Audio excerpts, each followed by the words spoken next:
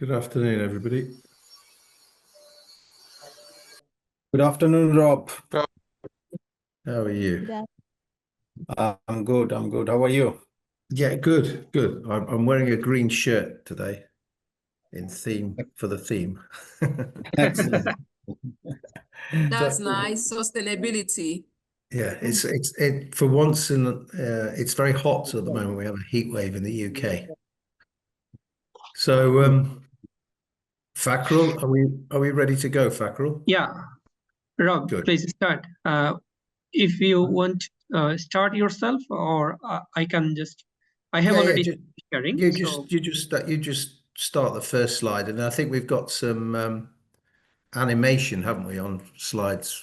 Is it yeah, four that's and all five? right. Yeah. Okay, So just quickly start it off, and then I'll sort of take over, and then I think you're going to introduce the background of the Green Talent Award and how we're progressing, and then over to Professor Faisal to look at how we integrate sustainability in business strategy. So over to you, Fakhrul. Fakhrul, by the right. way, is the driver behind this. There's always an engine room behind a project, and our engine room is Fackrell. So Fackrell has been putting Thank you, together Rob. Thank you and very much. formulating these very interesting webinars. So behind the scenes, there's always an unsung hero, and Fackrell is our unsung hero at EduPro. Over to you, Thank you. Fackrell. Thank you, everyone. Welcome to the live webinar on EduPro integrating sustainability into business strategy. This webinar, as you see, will be hosted by Robert Hartley, and the key speaker for this webinar is Professor Muhammad Faisal Ahmed. He's the head of International Business and Management Department at the University of Leeds. So I would like to welcome everyone from EduPro and also our strategic partner for this great event, EduPro Green Talent Awards, University of Leeds. Thank you everyone for joining. I hope you will be enjoying the whole session. So as a host, I would like to invite Mr. Rob. So Rob is an experienced academic, corporate consultant, and sustainability champion with over 30 years of global expertise, spanning education, industry, and social enterprise. We are very thankful that he is the chair of our EduPro Green Talent Awards, which he empowers individuals driving green innovation and sustainability leadership. He has a lot of, I'm not reading out this slide, but we'll be sharing the details to everyone, and I'll now hand over to Rob so that he speak about himself, and then we can start. Thanks, Rob. Thank you. Well, first of all, hello, Ranel from the Philippines, and Hashim and Kevin and Baba. We've got Bangladesh, we've got Nigeria, Philippines, Kenya, Ghana. Myself, I think the great thing about sustainability, it reaches everybody globally. And this is something that we're trying to do at EduPro, create a community. My experience is a very practical experience. I'm a civil engineer, a mining engineer, and was involved all overseas, working in China, working in Africa, working in the Southeast Asia on big projects, sustainable infrastructure schemes. So I've been involved in waste to energy. I've been involved in creating green spaces like big botanic gardens, protecting sites of specific interest, and also developing new products. So there's a lot of innovation, a lot of entrepreneurship. I think anything in life you have to be passionate about. And if you can leave a legacy in life, this is what we're hoping you'll do in the EduPro community, is that leave yourself a legacy.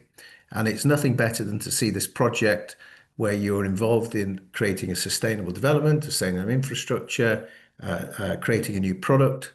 And then we've obviously got the ethics and the ethical codes of conduct that go with this in professions like sustainable funding and finance, Islamic finance, green accounting, developing ESG and CSR policies, looking at green balance scorecards.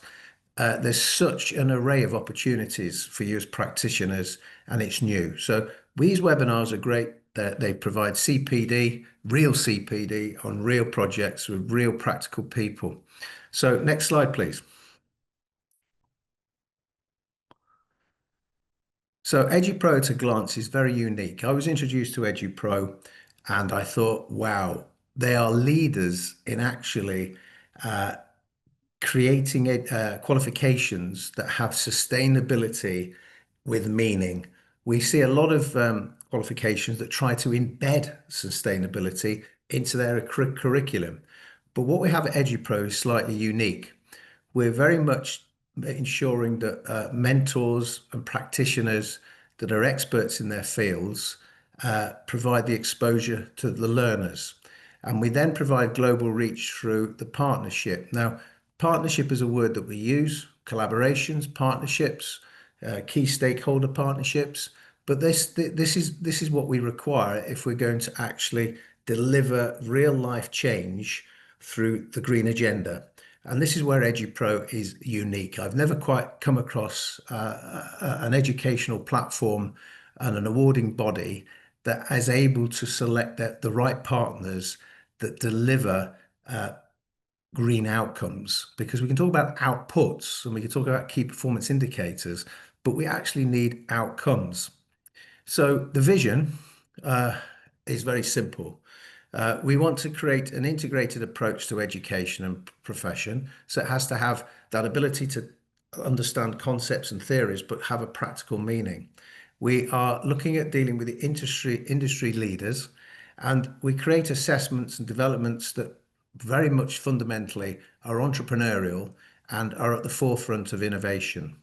So our focus is all about promoting ethical codes of conduct, sustainability, ERS, CSR, ESG in a real context, and that global opportunity to learn from one another.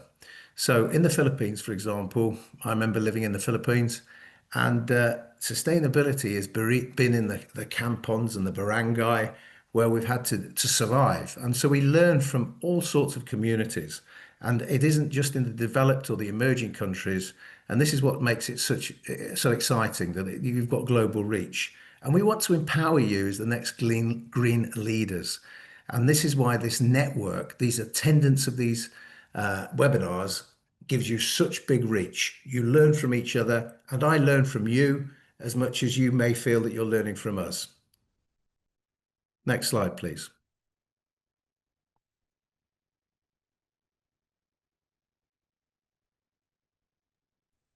For Krul, we can't see the slides. So while we're sorting the slides out, I'd just like to say that it's about questions are, how do you find careers in sustainability?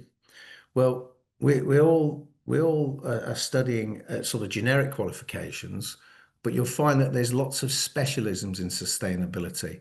Whether you're involved in engineering, whether you're involved in accounting or finance, whether you're involved in marketing, you really need to look at the specialisms of sustainability. And that's where our previous seminar was looking at green skills and looking at how you engage in the different routes of CPD. So carbon literacy, for example, carbon capture, how we measure sustainability, how we report sustainability. So this sort of community of EduPro and getting involved in the Green Talent Award is a really great way for you to home in on those skills. Next slide, please. So at a glance, we have a big reach and we want more countries to be involved, more people. It's a really international flavor to what we're offering. And we have partners in very specific locations within the south and the Midlands and the north of the UK that have been hand selected to share the ethos of EduPro in terms of ensuring that their qualifications, that you will have exemptions to actually get onto the pathways, and we will talk about those later. So we cover level 3. If we look at, we've got a lot of 2006 plus graduates. We offer level 3, level 4, level 5, level 6, level 7.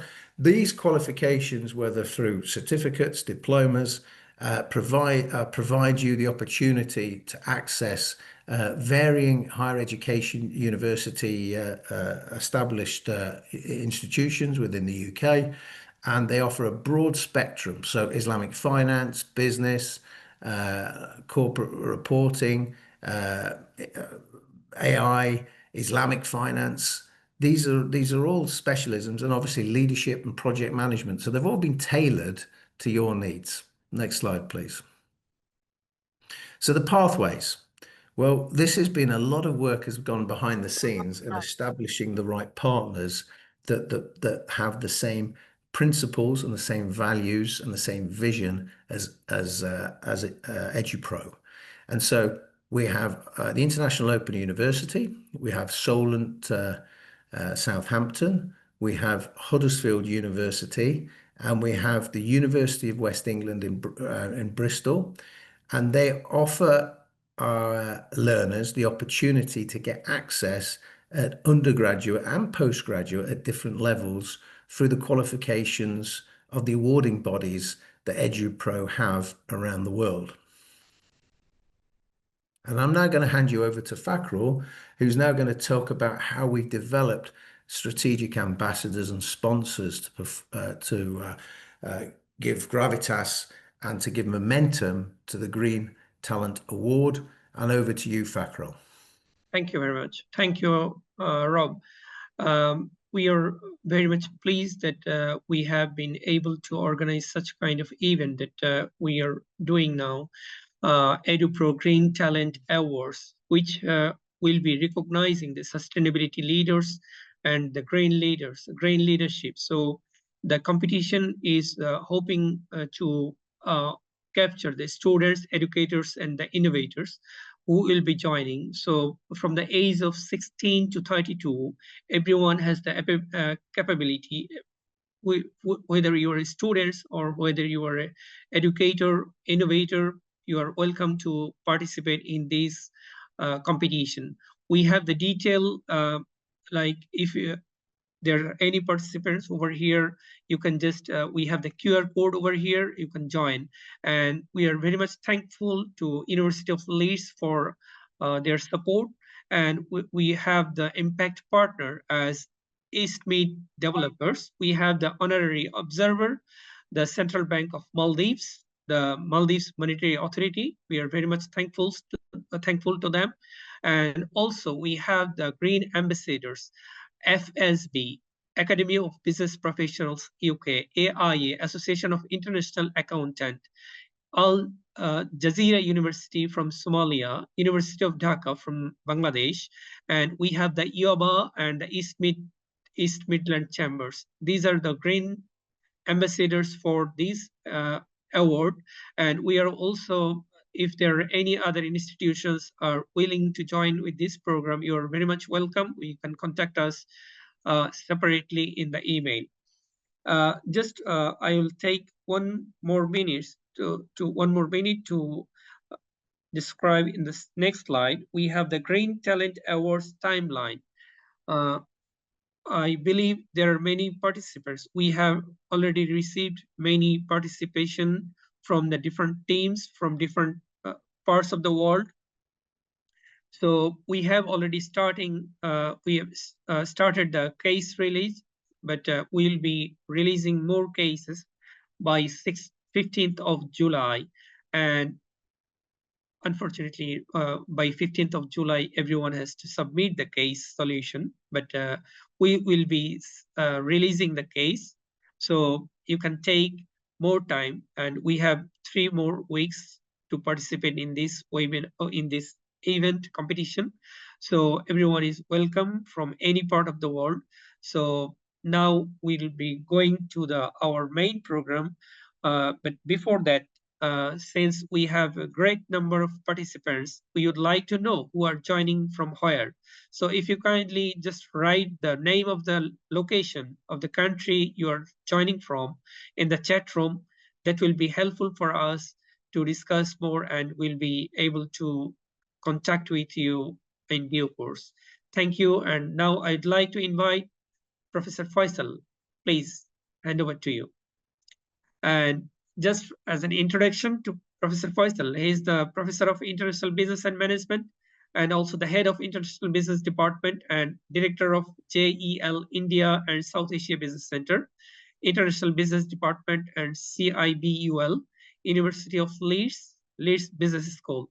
So Professor Faisal is over to you and now, please. All right, thank you for Krul, and thank you, Rob, for introducing EduPro and EduPro Green Talent Award. Now I will focus on a specific aspect of sustainability. Let me just move to the next slide. So the topic of today's webinar is how do we integrate sustainability within the strategy of a business organization?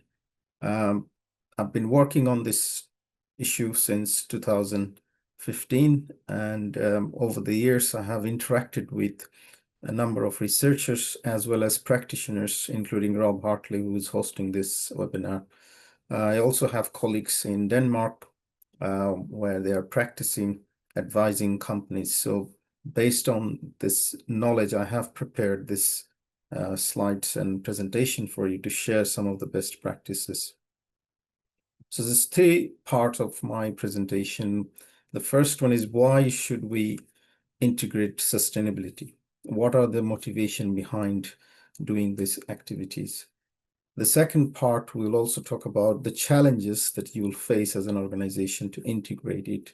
And part of the reason you have this challenge is because the business model that we have been using is profit-driven.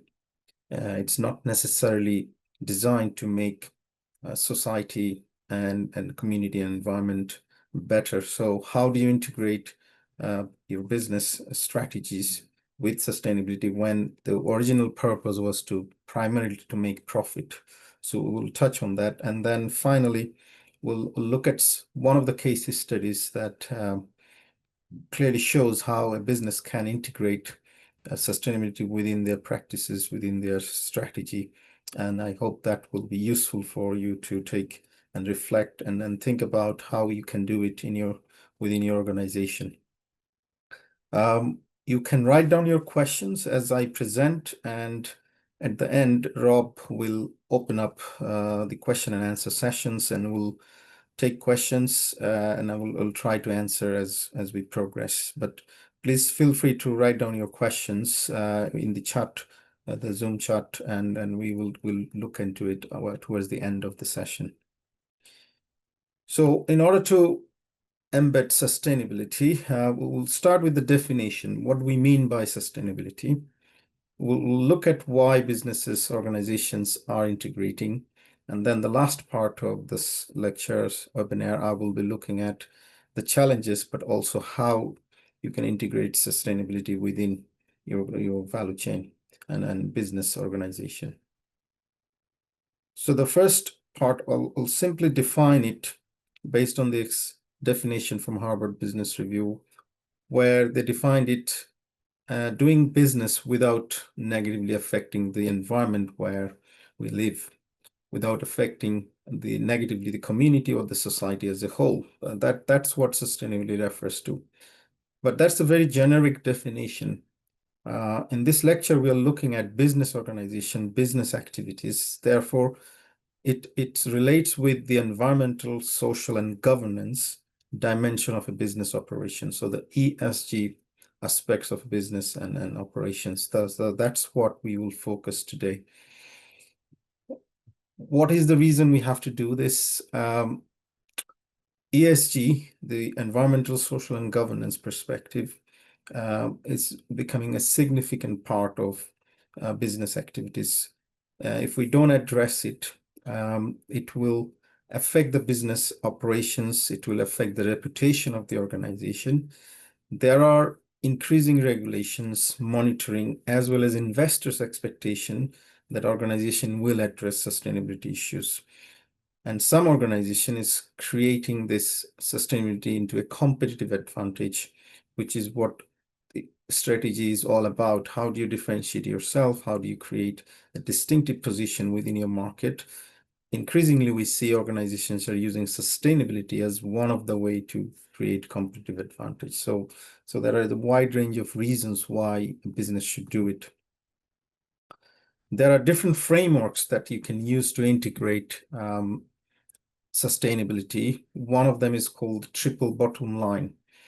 What do we mean by bottom line? So as I say, traditionally, the business model we have is to generate profit, which is the bottom line of any income statement. What the triple bottom line is arguing that you should not just focus on profit, you should look at the people who are affected by your business activities and the planet which you are using to generate some of the raw materials and processing those raw materials. So we should look at people, planet, and profit. That's the triple bottom line approach. And therefore, we should measure our performance outcome based on these three areas, not just about profit. We have United Nations Sustainable Development Goals that can be used as a way to find out. So 17 SDG goals that was developed that can give you a framework to think whether you are addressing and achieving any of this sustainable development goal. You can start with SDG 1, which is zero poverty. You can look at SDG 5, which is gender diversity and other areas, and environment, air and pollution. So that also can give you a way. Some multinationals use that to see how they are contributing to this sustainable development goal. You can look at circular economy, which is a concept developed where instead of a linear model where we take, make, use, and dispose and waste the resources, we can think about reusing, repurposing some of the materials, some of these steps that you have in a business, and therefore you will have, instead of a straight linear model, you can have a circular economy model, and that can also help you to address and integrate sustainability. So today, ESG is not just a corporate governance aspect, it becomes a strategic imperative. It is a critical part of business strategy and survival. Therefore, it's not just about how much return in terms of monetary value you are generating. It's about how much sustainable return are you giving back. That's why the people, planet, and the circular economy, this framework can help you to understand how you can do integrate your sustainability within the business. These are the 17 goals, and some of these goals I'll be touching today, which relates with, as I say, gender diversity. It can be about the clean water, life below water, life on the land, or responsible consumption and production.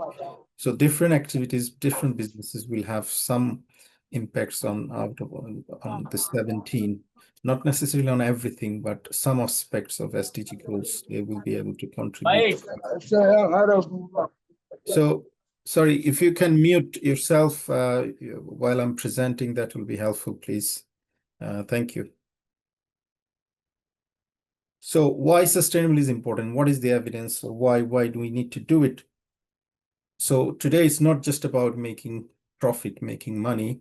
It's about doing something good as well as doing well financially. So it's a shared value opportunity that the sustainability is giving us, and that's why it's important. It can help us address some of the global challenges where business can contribute and address those issues. Investors today look at the ESG matrix to decide whether this organization is ethical and whether they have sustainable practice before they invest, especially in the UK and Europe. There's an increasing investor base where they are not going to invest in a company which are not socially responsible or ethically sound. So there is a cost of capital aspects here, which can push the cost of capital higher if you're not addressing and you are exposed to ESG risks.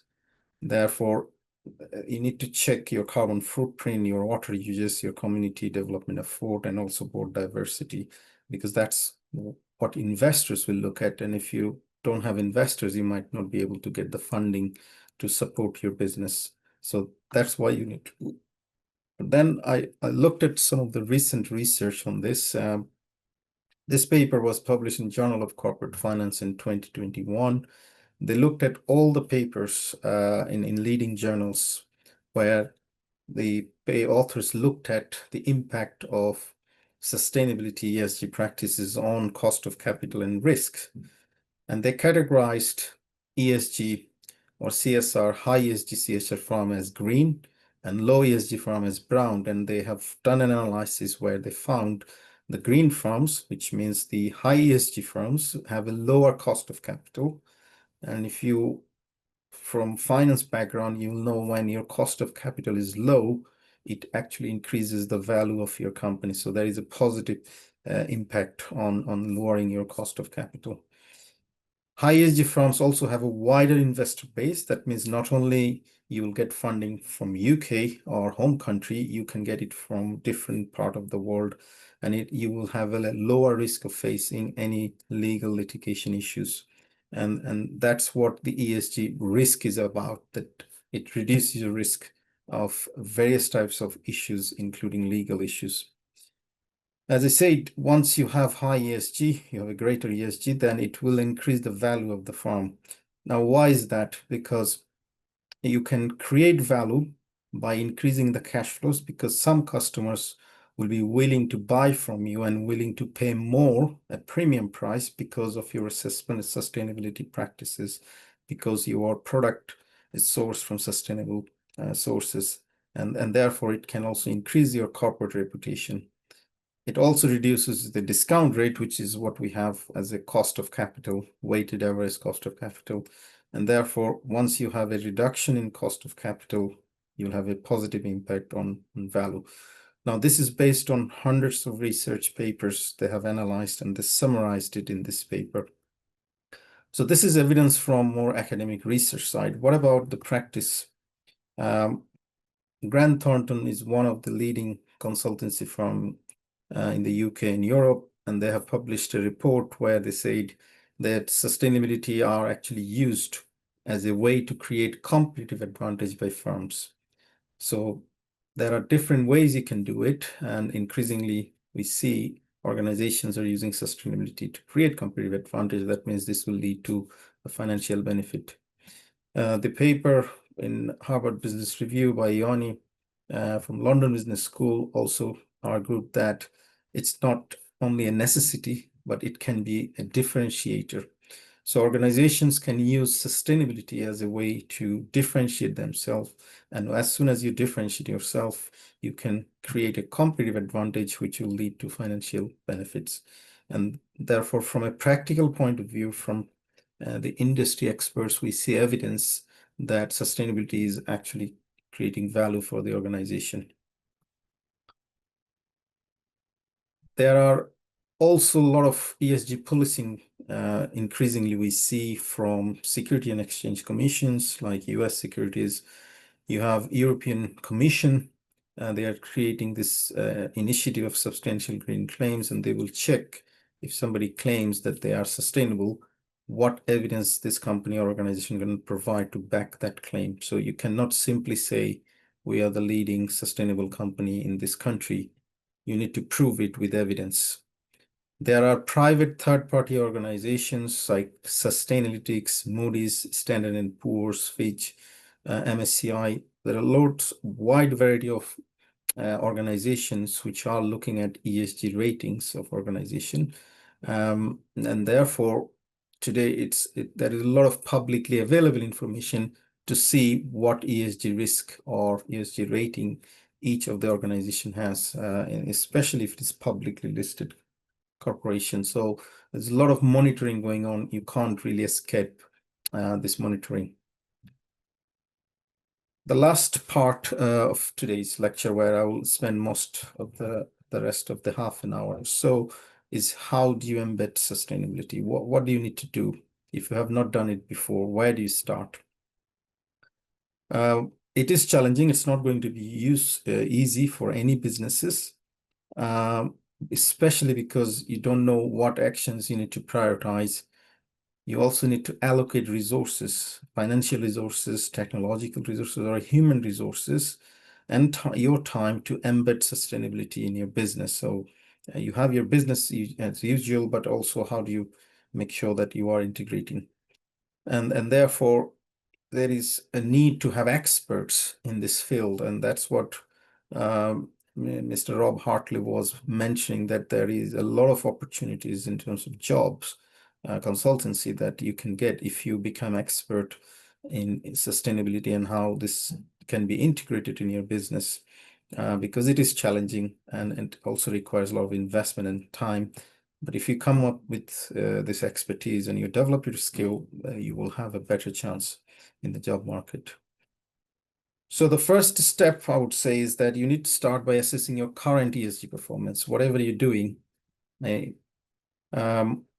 you have not done it or you don't have anybody, then you need to hire external advisor who can monitor, collect, and tell you where you stand. You can review your ESG performance metrics and then revise your strategy to integrate and enhance ESG. Those plan initiatives need to be implemented.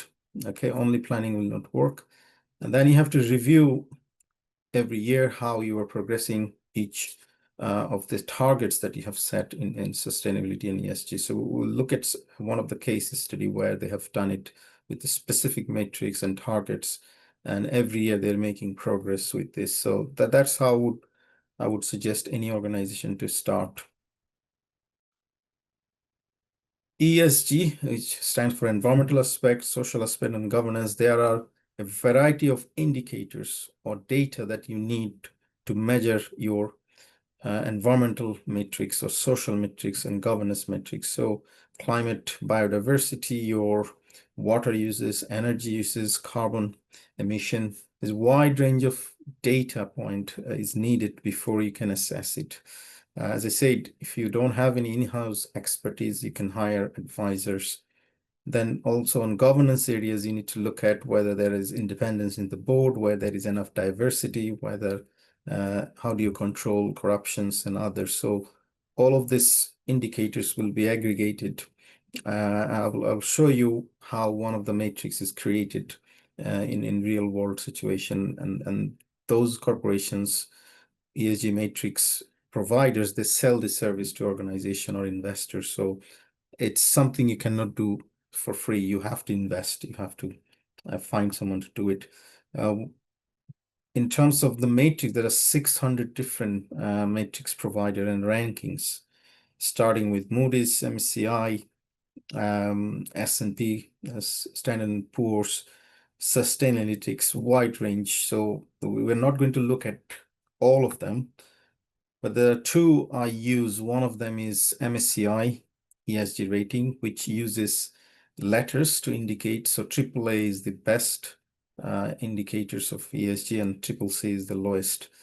Sustainalytics, they use medium, high, low, but then they also have numbers to indicate. For example, if you get a score between 20 and 30 based on their matrix, you will have a medium risk exposure, ESG risk exposure. So there are different ways of measuring it, and sometimes you cannot compare the rating of MSCI with Sustainalytics because they have a very different methodology to do it. These are two of the leading ESG rating agencies, especially when it comes to investors. So those who invest in the stock market or the corporations which advise investors and work on their behalf, they will be using this matrix to make decisions to create a portfolio of firms. And these are the two leading. So they are the market leading organization in terms of the aggregate is freely available. You can go to their website and you can search some of the public listed companies and their ratings. But if you want the details, then you have to pay. It's not free. So let's look at how they actually do the calculations and how it works. So our ESG risk ratings provide a standardized measure for the magnitude of ESG risk and the effectiveness of risk management strategies. By consolidating exposure and management scores across different ESG issues, we create a unified metric. This allows investors to seamlessly compare ESG risk profiles across their portfolios and also enables companies to benchmark their performance against industry peers and diverse sectors. Let's explore the methodology behind calculating ESG risk ratings. First, we begin by assessing a company's exposure to ESG risks associated with specific issues. We then differentiate between manageable and unmanageable risks. For example, let's consider an airline on the issue of carbon emissions in its operations. The airline can undertake initiatives to reduce those emissions, such as modernizing its fleet and utilizing fuel-efficient aircraft. Nevertheless, there are currently no commercially viable alternatives to fossil fuels for operating airplanes. Hence, a portion of its risk is deemed unmanageable, as it's not feasible to fully mitigate all CO2 emissions from its operations. In contrast to carbon issues, the airline does have options to mitigate risk concerning its human capital. Through effective management, it can ensure it has a well-trained, engaged, and well-supported workforce. Recognizing the inherent limitations in managing certain ESG issues provides a more accurate representation of a company's overall ESG risk exposure. Once we've identified manageable ESG risks, the next step is to consider how prepared the company is to manage those risks. Whatever is not managed is considered a management gap. This is the extent to which these risks are not adequately addressed. Ultimately, a company's ESG risk is determined by aggregating the unmanaged risks for each significant ESG issue it faces. Thank you for joining us on this journey of understanding ESG risk ratings. So as you can see that the first step is obviously to get the information data about the various aspects of the E and S and G, and then they categorize into manageable and unmanageable, and they identify the management gap. That means these are not currently addressed, and that's where the risk is, and based on that they will create this score. So I'll show you one of the score. For example, that this is the score for Tesla, which is between 28.5 according to Sustainalytics, which is categorized as medium risk. So they are not, their ESG rating is not the best in their industry. And you can see they are 40 out of 82 according to this rating. Interestingly, Daimler Truck in North America, they have the lowest ESG rating because Tesla may be very good in terms of E, which is the environmental aspect, but the social and governance dimensions may not be as good as we have hoped. So therefore, the aggregate of ESG, Tesla is not leading in terms of the ESG performance. You have to compare it with the industry peers, and that's what this Sustainalytics is doing. They are providing all the companies. In this case, there are 82 companies in the category of automobiles, and within that, in 2021, Daimler Truck became the lowest ESG risk company that took them to the first position. And you can see there are other organizations, Hero Motor Corporation, Yamaha, Harley Davidson, and others in this top 10 list. These are publicly available information. If you can go to their website, you'll be able to see it. But if you want to know the details or the numbers behind this matrix, and then it's not free, you have to pay for it. As I said, if you don't have anybody in-house, that's why you need experts. So Peter Zink-Schecher is an advisor, ESG advisor, been working in the industry, and I have met him and visited his office in Denmark, where he was the managing director for sustainability. And I was able to see how they have managed their sustainability issues. I was also able to see some of the CEO of the Danish companies who are leading in terms of integrating sustainability. So I will be sharing some of this with you today. One of the Danish and Swedish companies, Arla Food, the Arla Food UK subsidiary is also very active in the food sector. So we'll be looking at case study of Arla to understand how they have integrated sustainability, not just as a way to market their product, which is a marketing tool, how they avoided greenwashing, where you can do certain things but not necessarily truly integrate your activities within the business, But Arla Group has truly integrated, and will look at how different aspects of their business and operations they have done it.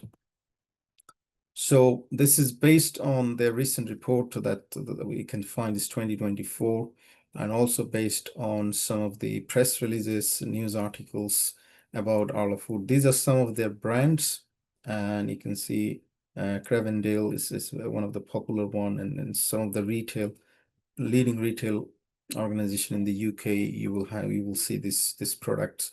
Arla Food is also present in Bangladesh as well. They are looking at investing there. So what is the strategy? They say that sustainability is central to our strategy, and they created a system which is called Farm Ahead, where they collect data, which is scientifically based targets, which is aligned with EU ESG disclosure, and it's verified by SBIT, which is Science-Based Initiative Target. So there is a third party which verifies anything this Arla is claiming. What are their ambitions? They're saying by 2030, they will reduce CO2 emission in their production and logistics, which they are controlling. So this is their activities, direct activities, and how they reduce it. They will also reduce 30% CO2 emission in the farms or the third party which they use, especially the farmers across Europe, including UK. Then there is a bigger long-term vision, which is they want to be carbon net zero by 2050. So we'll see exactly what they have done and what evidence they are providing. So their annual sustainability report is aligned with CSRD, which is Corporate Sustainability Reporting Directive, which is EU's legal framework for sustainability reporting. And they're also following the standards of European Sustainability Reporting Standards, which gives specific standards that companies should follow within the CSRD. So this anything they have presented there is actually verifiable, and it's not that it's one-sided, only the company provided and we have to believe it. There are a lot of external validation to the claim they have made.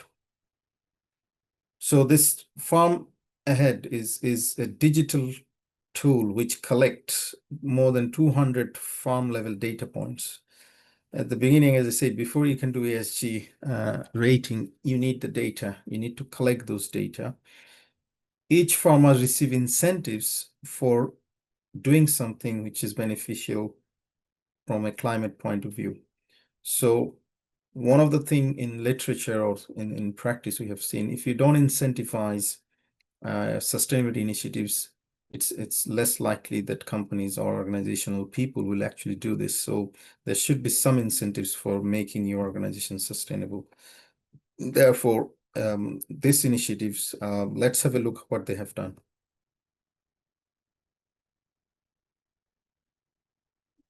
Since 2020, our farmer owners have been submitting valuable data from their farms in the annual climate check. The data helps us track how far we have come and pinpoint the most impactful actions we can take to continue our transition to more sustainable dairy farming.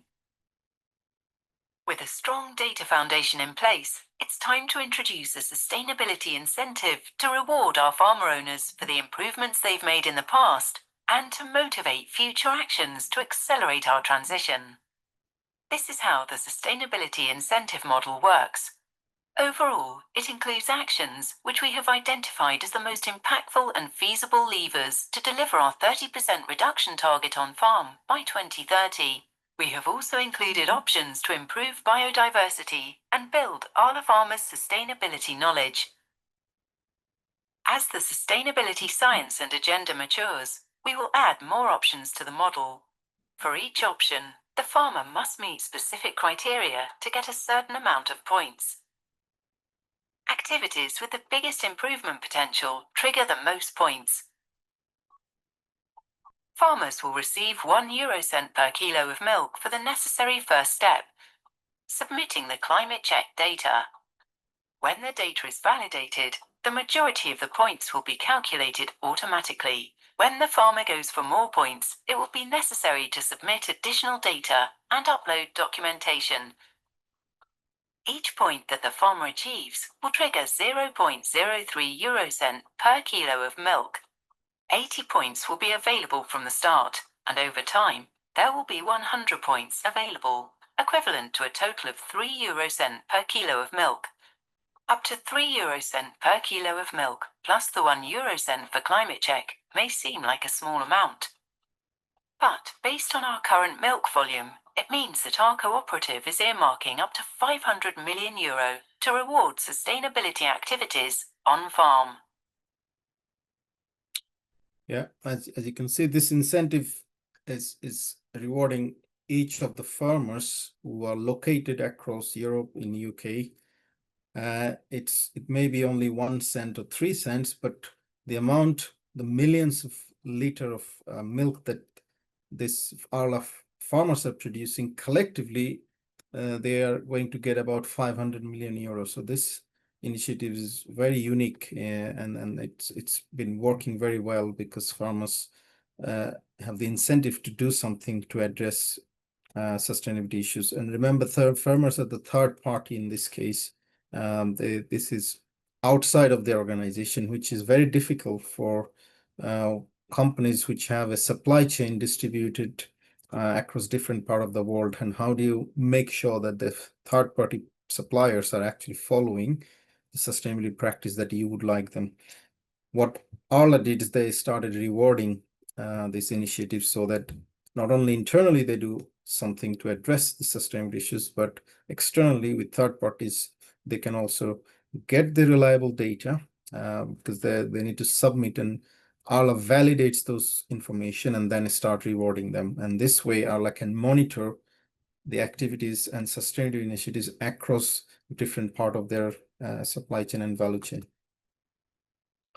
So we'll now look at some of the other things they are going to do. So science-based climate target, it's an initiatives, collective initiatives where you can submit and collaborate with SBTI, so Sustainable Science-Based Target Initiatives. They will take your information and they will check whether you have achieved those. So for example, in scope 1 and 2, these are direct and indirect CO2 emission activities because of the production or anything that you do internally. What Arla did is they say they will reduce 63% by 2023 compared to 2015 level.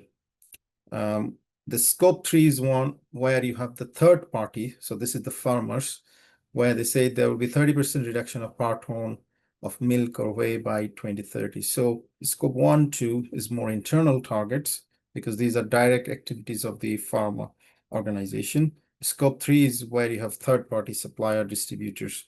In both cases, internal and external, Arla has a target which has been validated by SBTI, and therefore they are able to monitor whether they have achieved their targets. In 2024, based on the targets, they say they will have, if you remember, they will have 63 reduction. In that particular year, they reduced it by 15% in scope 1 and 2, which is internal, direct and indirect.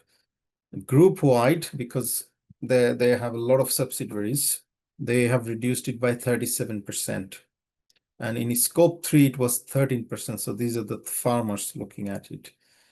In terms of the ingredients, they have used almost 70% renewable electricity, where the ingredients are processed in their factories. This also a lot of transparency and reporting they have to do in order to prove that they're looking after the planet, they're looking after the people.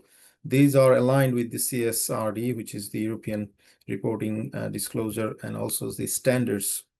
They also use double materiality, which is that you not only have financial viability, but they also have environmental aspects as well. They also have a lot of data, ESG related, that has been externally validated. That's what the science-based initiative organization is doing. They validate all the information they're reporting in this ESG report 2024. There's a lot of farm level cooperation for scope 3. Remember, the farmers who work across different parts of Europe and UK, they provide the raw materials, and you can see the matrix where they said the farmers, whether they are using a clean farming practices, whether they allow the cows to move freely, so the mobility issues, whether their body condition is good, physically they don't have any diseases, and also they don't have any injuries when these farmers are using these cows. All of this information they use to prove that their third party, which is the scope 3, there's a lot of effort to increase sustainable practices. So their collaboration across different parts of Europe, and they also have a lot of data sharing, and there is a lot of targets that they set for each of these farmers. And this is a very unique way of working with suppliers and distributors as well. They also use e-boilers and heat pumps. So I will explain how heat pumps are used. We'll look at one of the project. They are using waters and reusing them for technical water plants. This protein efficiency improvement in Denmark, this project, they have implemented this circular economy model where they are using the food waste, they are using recyclable packaging. So in the entire value chain, they're trying to implement this circularity in this. So how is heat pump used? So this is an ongoing project in 2025. They are generating, let's say, 2.8 megawatt of electricity in the heat pump. And that heat pump, they try to transfer it in different part of these factories where they generate and preserve the heat. So a 2.8 megawatt of electricity is actually converted into 8 megawatt of energies instead of, so there is a net additional energy of about 5.2 megawatt, which is actually generated from the original 2.8. So this is what the heat pump is. It can transfer the heat. Instead of wastage, you can recollect and channel it in different part of where heat is needed or cooling is needed. So together, it's saving about 14,500 CO2 tons of CO2 every year because of this system they have developed. And that's the benefit of the heat pump they have installed in this Denmark protein site this year. It has not been operational yet, but that's currently what they are working on. That's one of the initiatives to look after the environment and reduce the CO2 emission. They have about 12,000 a liter of milk waste, and they're trying to reduce that. How do they do it? They are trying to create byproducts which can be used for insect feeds. They are also trying to recover some of this. And also using sustainable packaging. So this is one of the initiatives that they are trying to do in order to make sure that they don't waste too much of their raw materials, and anything that's wasted, they can reproduce or reuse it for different ways. In terms of safety in the organizations, in the factories, and also they have this TRI, which is total recoverable incident rate. They want to make sure that there is not any incidents or accidents in the factories where these people work. In terms of, can you please mute while we're presenting? Thank you. The diversity and inclusive workshops with 86% engagement. So this is where they are inviting and making sure that there are gender diversity, there are representation from various part of the community. Their target is to have 40% gender minority in leadership position by 2030. So there is a lot of training and workshops that they organize in order to make sure that the next generation of leaders, female leaders, are prepared in this organization. There is a lot of research and development they are doing in terms of how they can use some of the wastage, some of the byproducts, or some of the projects in order to make sure that there is sustainable practice. So the MFGM, which is milk fat gluten membrane, it can be used as a way to improve child health. They're also trying to work in Pakistan to make affordable nutrition projects to make sure that wide range of people from different background, poor background, they can access it. That's a deliberate initiative in different part of the world where they are trying to address the sustainability as issues within the organization. So they so far have invested more than 1 billion in sustainability in 2014. So without making substantial investment, it will be very difficult to get any return. However, we need to keep in mind that investment in sustainability, you cannot expect a quick return or short-term return. It has to be a long-term investment because it takes time to see the benefits and the effect. There are a lot of strong governance, innovation, and alignment within the organization. According to this report, they are on track to meet their 2030 science-based targets, and they continue to use ESG reporting, transparency, and use those as an impact-driven action. So anything they do, there is a science behind it. There is some numbers to back up those initiatives. So this is the case study, but if you want to think about how can you and your organization can implement and integrate sustainability, you can start with this concept of circular economy idea. And the second option is obviously using renewable energy. So I will quickly show you how circular economy can be applied, not just in farming, but it can be used in other industries. So one of the industry we can look at is the fast fashion industry, the clothing, textile. Today, we have more than 70% man-made fibers which are used in our clothing. Now, man-made fibers are not environmentally friendly. It creates a lot of biodiversity problem. Only 30% is natural fiber. Now, we cannot go back to the natural fiber either because there will be a lot of biodiversity issues, land issues, if we only do natural fibers. What the scientists doing is that they are trying to make man-made fiber which are more environmental friendly. So the fabrics, the fibers that we use in our textile is more environmental friendly. So we cannot simply go back to the natural way as well.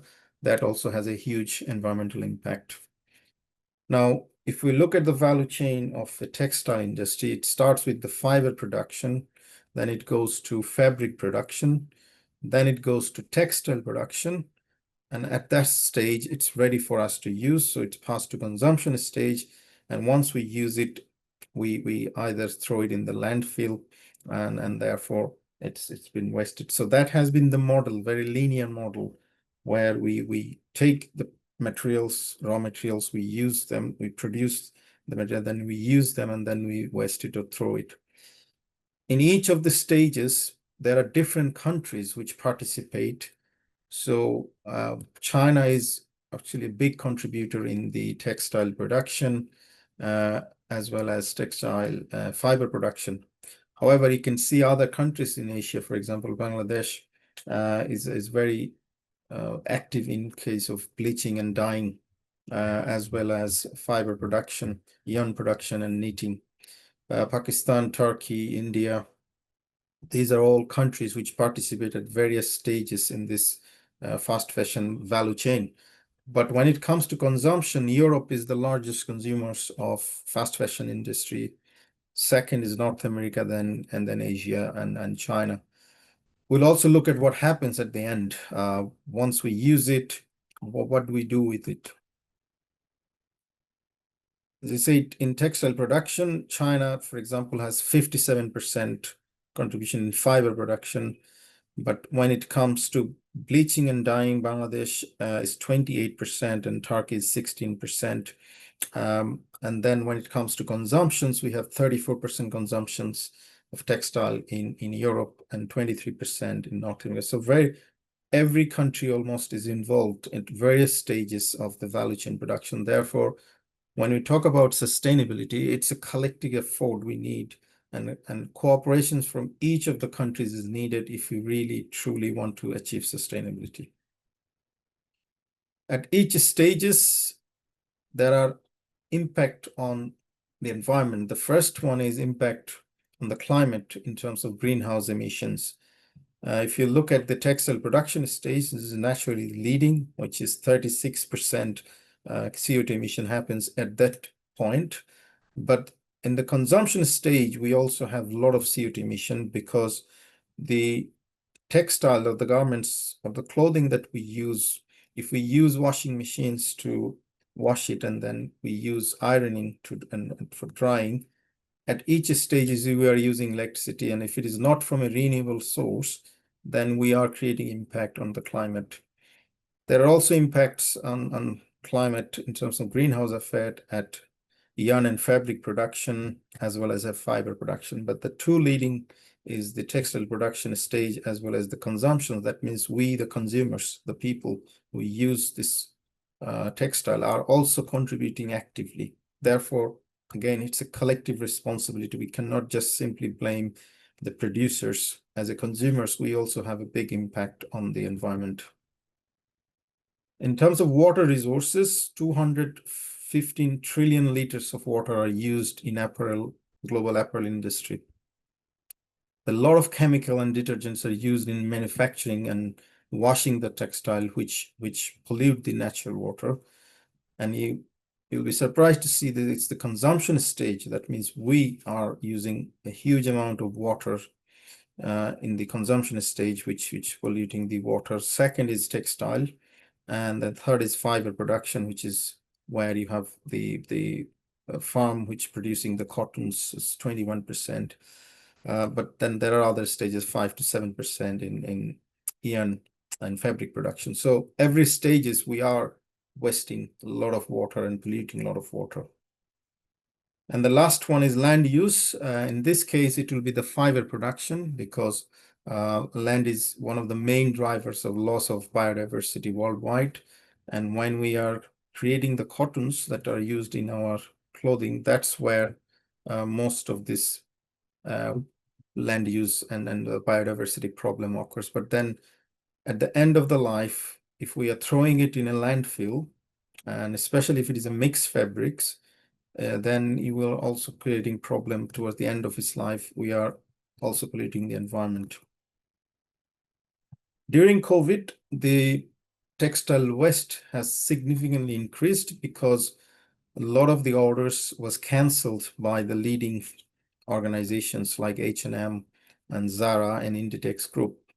But the production has already taken place. And at the end, either they had to dump it in a landfill, or they have to throw it out somewhere, or they burn it. And if you look at what happened to the first one, and there has been a lot of textile waste globally. There were more than 100 billion garments made each year, and there are 92 million tons of textile are actually wasted. And as I said, between 60 and 70% of the material that used is plastic or man-made, which is not biodegradable. Although we throw it in the landfill, but I will show you what happens. So every brand is involved here. Every brand, every leading brand in the world is contributing to this problem. As I said, in terms of the waste, only a certain part is recycled. Not everything is recycled.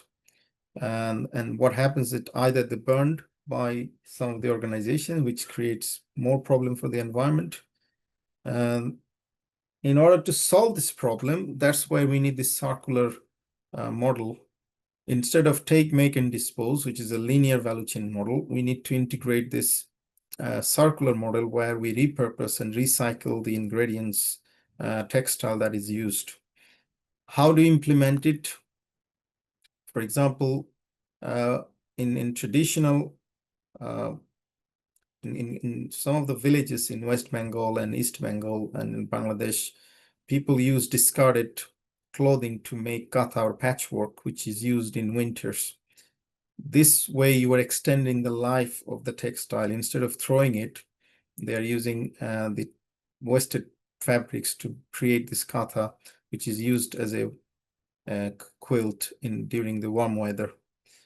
There are companies which are selling used branded clothing like Pre-Loved, Vestiaire Collective. These are the companies' new business model was introduced, where they will take a branded product from Zara or Inditex, Armani and others, and then they will sell it through their website, which are basically used.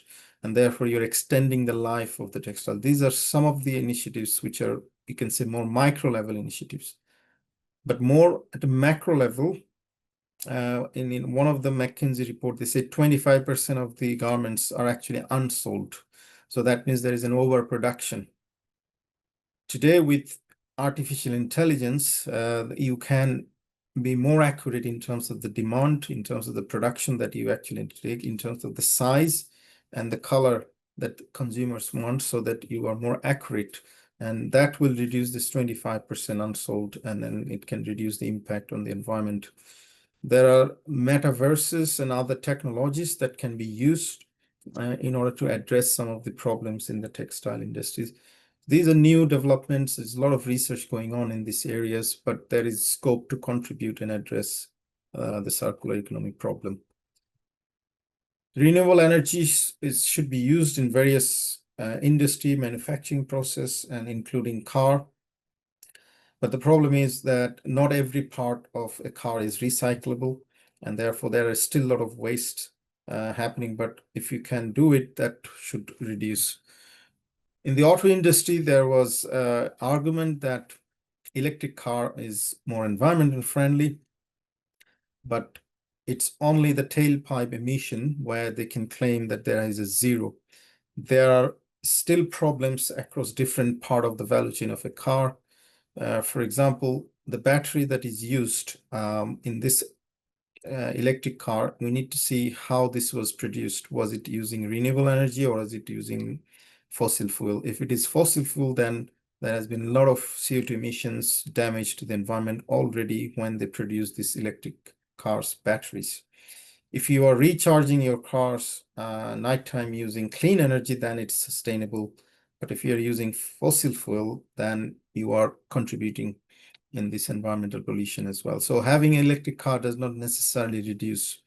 If you want to see the comparison, compared to petrol and diesel cars, electric cars will have only 22% less CO2 emission if you are producing the batteries in Asia, where we use fossil fuel, not renewable energy.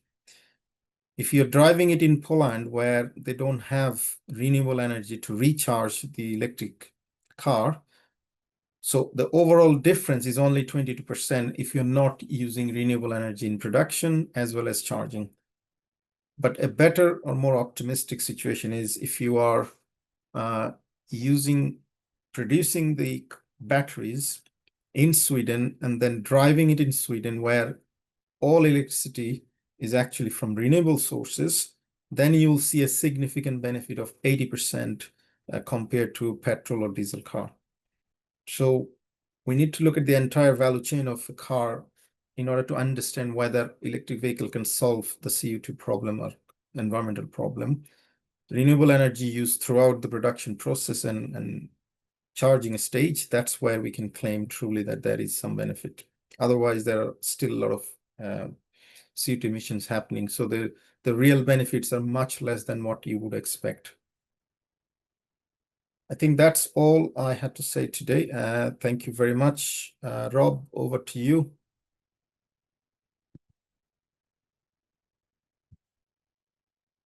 I will stop sharing and we can.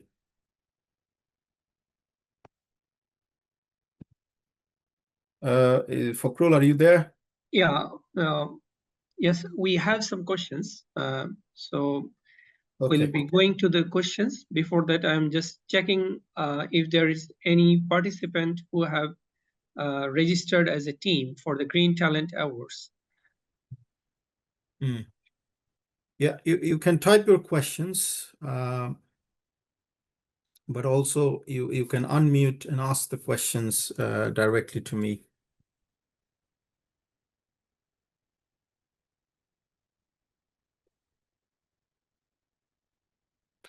Okay, I can see Calvin raising the hand.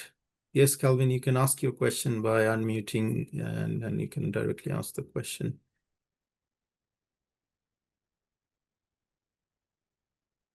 Or are you answering that you are joining the Green Talent Award? So maybe, Calvin, that's what you meant.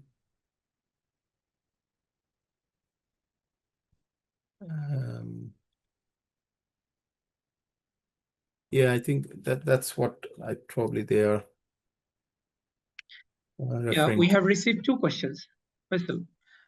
One is, how can companies in emerging markets balance short-term profitability with long-term sustainability goals when integrating ESG strategies into their core business models? Are they from Nigeria? Okay, thanks for your question. So first of all, it is challenging for emerging markets, and then the priority is about financial survival, organizational survival for some of these organizations. But then you also need to think, if you are not addressing the sustainability issues in future, it will affect your demand and your sales, as well as your performance in the market. So you'll be behind other competitors who are going to use it. So that's what you need to first realize, that there is a need to do it. If you're not going to do it, in the long run, you will not exist in this industry. So the second is, there's two ways to do it. Either you go for a collaborative effort, where you involve local government and explain to them why you need to invest. So they need to provide some incentives to start with. In some industries, some countries, there is always different types of benefits. For example, if you take initiatives, it can reduce your tax liabilities. You can get exemptions on certain things if you invest. Those are the policies I think we should use in emerging markets to start with, because you will struggle with the financial resources that is needed to make such huge investment. But there are lots of other ways we can have an improvement in the production stage, especially the availability of solar power is significantly higher in African and Asian countries. So we need to see how this can be used to generate renewable energies, which can be used in your production. In the case of Europe or in the UK, we don't have sunlight throughout the year, but it's still, there is a lot of renewable energy projects going on to take advantage of whatever available. There are a lot of luxuries, environmental advantage we have in Africa, and I think those need to be used to make some initial incremental steps towards sustainability. But I would say that it has to start with collaboration with the group of stakeholders from the community, from local government, and then you also contribute, and that's how we need to start, in my view. Thank you. Next question for crew. Yeah, Barik Isu from Somalia, I guess. Kindly unmute yourself. You have raised your hand. Hello, my name is Barkisu. I'm from Ghana. So my Ghana. social hello? Yes, please. From Ghana. So I founded Eclin, and we are using the PET bottle, plastic waste bottles, to produce eco-friendly learning materials, which are board games for learning in numeracy and literacy. I want to know what are the long-term effects that we should be working towards mitigating. We are not burning the PET bottle. We are not using any high-tech energy. We just cut parts and then fix into a board, a flat board that comes with it to make it a learning material? Thank you. Yeah, I think by doing that, you are already extending the life of that plastic product. So that's making a contribution. But then the question is, what do you do at the end of that repurposing? So you are reusing it, which is great. But at the end of its life, are you throwing it back to the environment? How are you disposing it? Is there any scope where you can collaborate with organizations who can take that discarded plastic and use them in their system or recycle them in some way? So I think that that's what you need to do. In the long run, you might find that you are still throwing those plastics back to the environment. So you are delaying it at the moment, which is great. You are extending the life of that product. That's positive. But I have seen in one of the factories where they are reusing the used tire, which used to be dumped in different dump yard or landfills, but now they are extracting the steel string inside, and then they are extending it. Then they are recycling the plastic and producing something else. In the UK, we have a lot of public parks where they use this recycled plastics tires to make the playing areas soft for children. And that's one way to use them. So we need to think how to extend it even further through recycling or some other means. Thank you very much for your question. Thank you, Faisal. We are receiving many questions in the chat box, as well as there are some participants who are raising hands. So I am going one by one. We have a question in chat box that how sustainability can be integrated in the curriculum of TVET. Ronald from, yeah. EVET. TVET, technical and vocational education. Okay, yeah. I mean, it should start with the people who develop the program content, the teachers, module, program directors. So in case of EduPro, that's something that EduPro team is working. We are looking at the existing program outline and content, and then we are integrating more sustainable elements within this program. That's one way to do it. But we are also trying to introduce new programs where it is designed to address the sustainability or digital aspects. So to make it more explicit in our programs, as an educator, we need to take the first step to implement those. And if we don't do it, the generation of educators who are coming, and they will lose interest in the sort of traditional content. So they need to understand that they are in a completely different time frame with AI, with a lot of access to information, data, big data are available, and things are changing so rapidly that they need new skills to keep pace with these changes. And as educators, if we don't also upgrade our content, then we will be losing their interest. Therefore, I would suggest that you start with people who are developing the program itself. And in this case, EduPro is already working on this. And then we are looking at and then embedding more sustainable content within our programs, within the qualification, and also working with practitioners, industry leaders. And that's what Rob Hartley is also giving an industry perspective, that why and how this can be done. And so both of us are part of the advisory board, and we are advising EduPro to do it. And that's what I think we should replicate in the vocational sector as well. Okay. Thank you very much for the question. Thank you. I'm taking another question from Hassan, who has raised hand. Also, Kelvin earlier raised hand, but Hassan, please, we'll take Kelvin later. Yes. Thank you, Professor Faisal. Thank you for your wonderful presentation.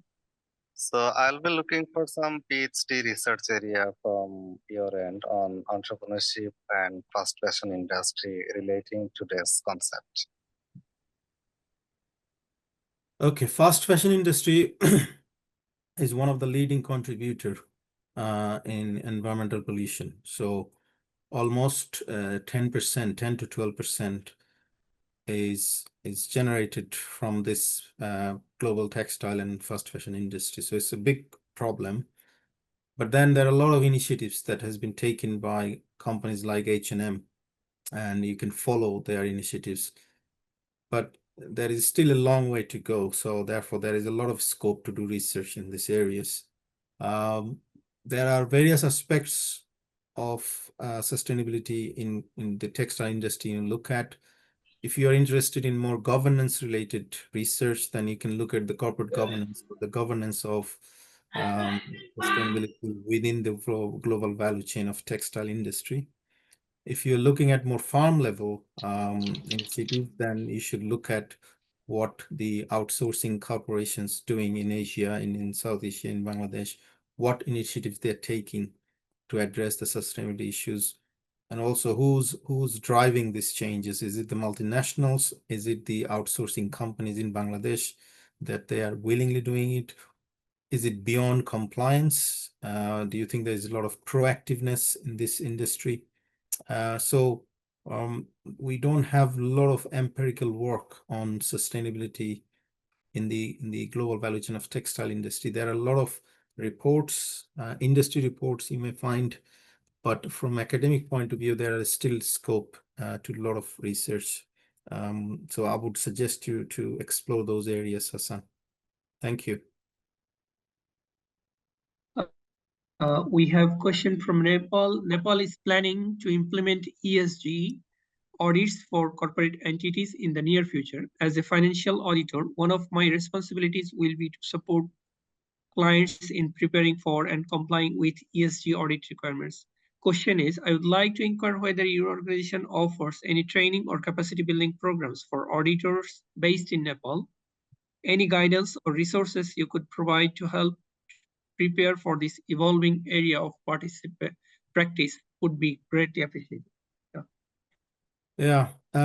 So we don't have currently anything from EduPro, but we are working with Rob and other practitioners to develop more practice-oriented sort of executive programs where we can have a short course to introduce and prepare practitioners in these areas.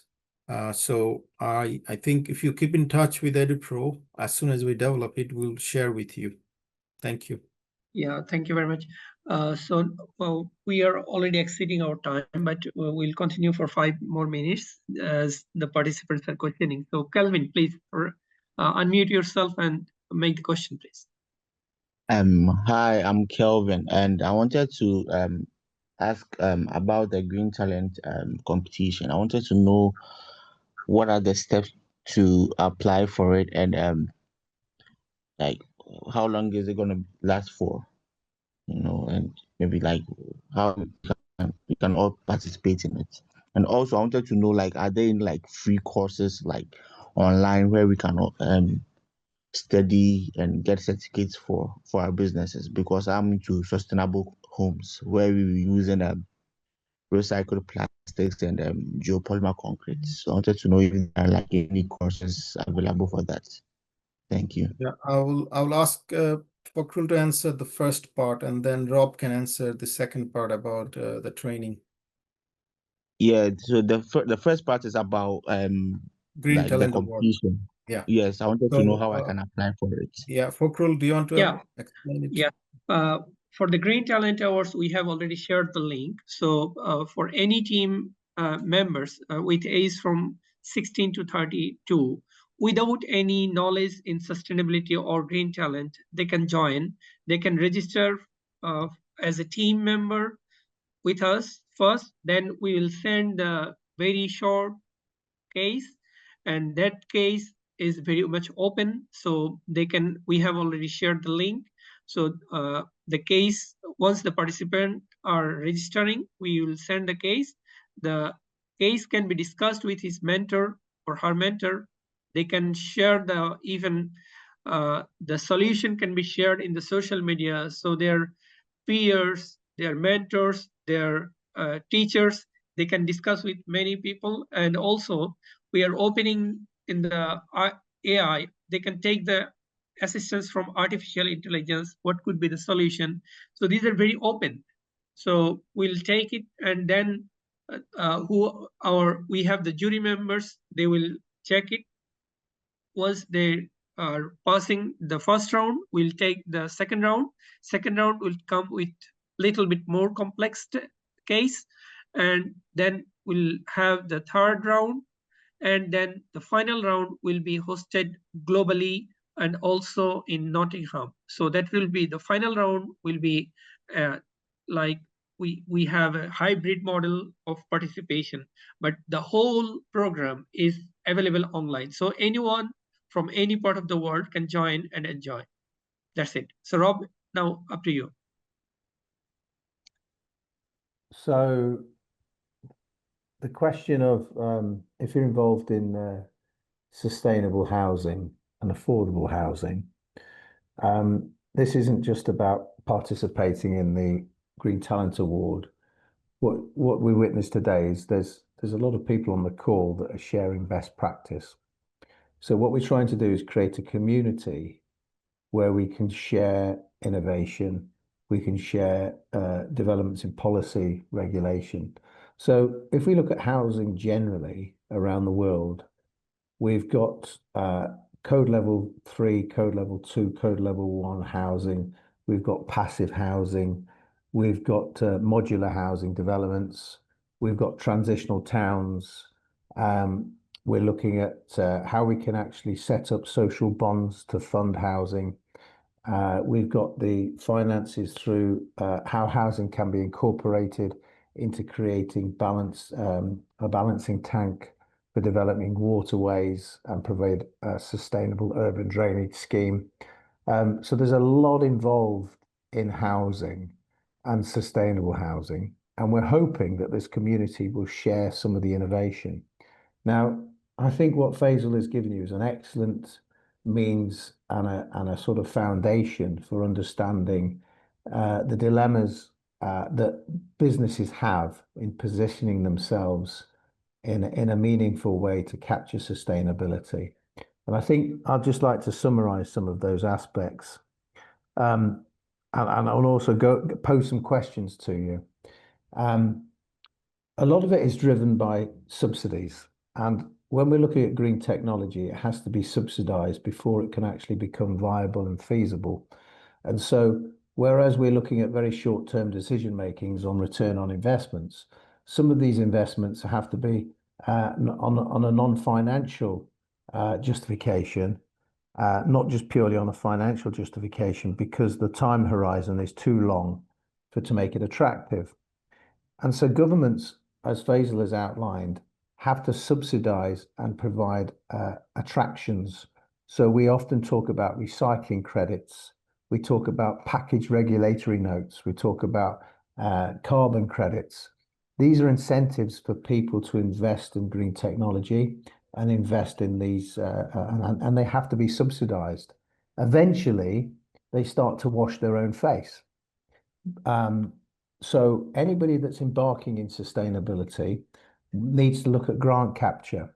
We need to look at bid writers. We need to look at ways that we are able to capture effectively free money from the government to give us some sunk funds to start enabling ourselves to create that technology, that innovation.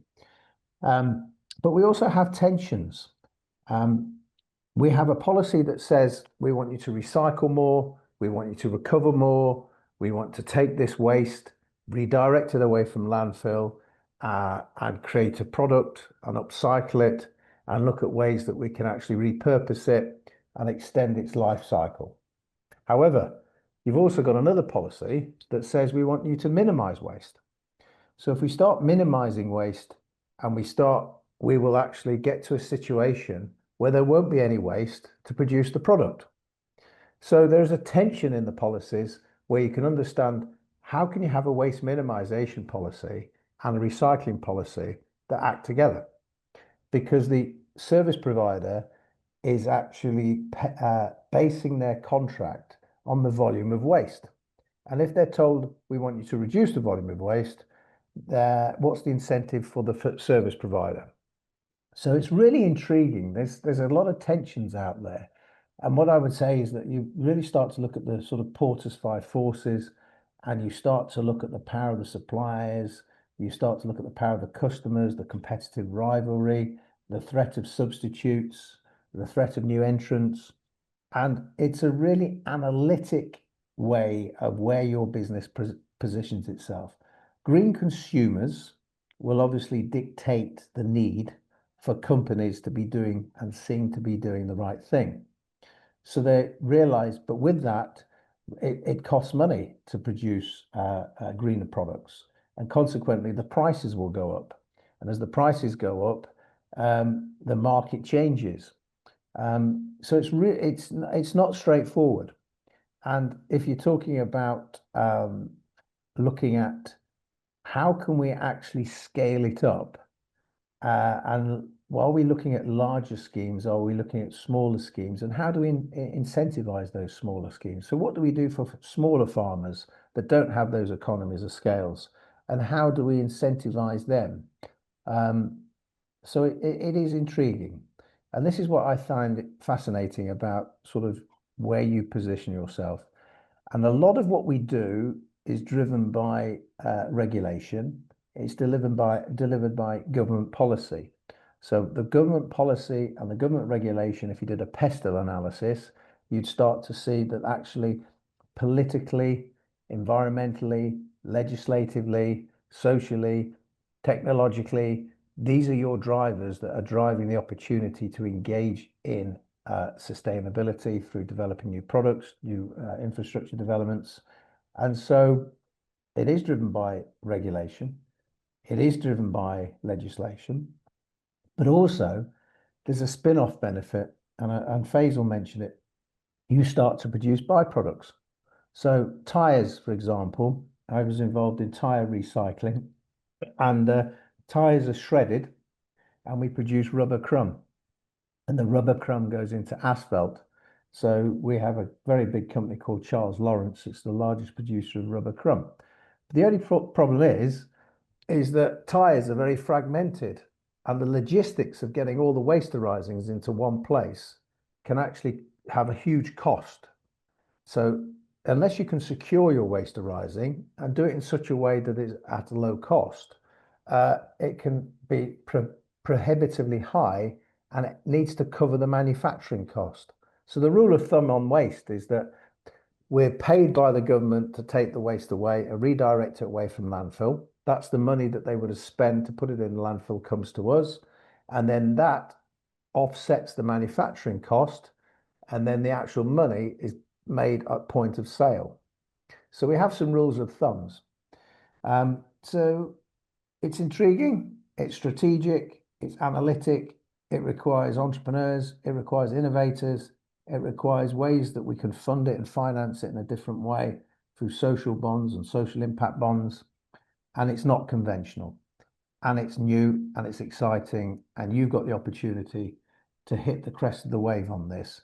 And EduPro position themselves as a leading organization that brings all the specialists and experts together. So it's not just all about participating in the Green Talent Award, it's about joining the EduPro community. But I thank you, brilliant presentation, opened your eyes up to everything that is out there, but what doesn't get measured doesn't get managed. And this is the intrigue. How do you measure social returns? How do you quantify it? How do you determine whether the ESG credentials of a company are what they say they are? And so we need the accountants are reinventing themselves. We've got strategic management accountants that are using green balance scorecards. We've got metrics that are non-financial that need to be captured, like social returns. And it is a huge platform of opportunity to try new ways of reporting, new ways of measuring, and new ways of developing new products that will potentially produce cost savings and produce efficiency gains for companies. And these are the unintended consequences sometimes, is if they engage in the regulation and policy, which they're required to do by law, by statute, they actually indirectly start to realize that they're because they're doing it in a better, more efficient way through value stream mapping, they're actually delivering cost savings to the business, which is enhancing their profitability and improving their cash flows. So it is really intriguing. Not one rule fits all. And to really get involved in it, you start to really get a deeper understanding of how we can be more effective in delivering sustainability. So I think it was a fascinating, eye-opening webinar, and thank you very much, Faisal, for that. And I hope all the audience have enjoyed it. Yeah, thank you. Thank you. Thank you very much. Thanks, Faisal. So let's finish it. Hope to see you for the next one. Thanks, everyone. Thanks, Rob. Have a good day. Thank you. Thank you, everyone. Thank you.